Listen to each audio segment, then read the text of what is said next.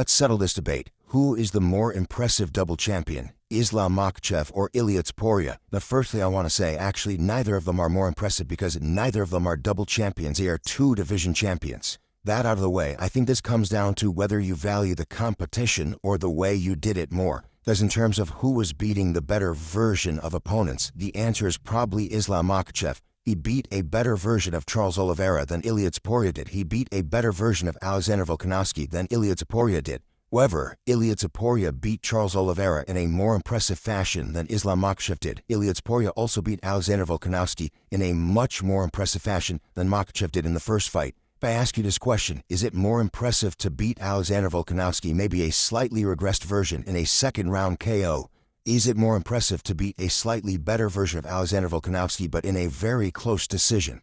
And question goes to Charles Oliveira. Is it more impressive to beat an absolute peak version of Charles Oliveira in a second-round submission, or is it more impressive to beat a regressed version of Charles Oliveira in a first-round domination KO? Other thing to take into account is we still don't really know how good JDM is. He had a great performance versus Bilal, had that great win, but I want to see him fight all these other contenders to see how good he really is at 170. With all that being said, I said that if Islam Makhachev beat Jack Della Maddalena, he would take over Ilia Topuria's spot as #1 pound for pound, and I stand by that. However, in terms of whose two-division champion accomplishment is more impressive, I slightly lean Topuria.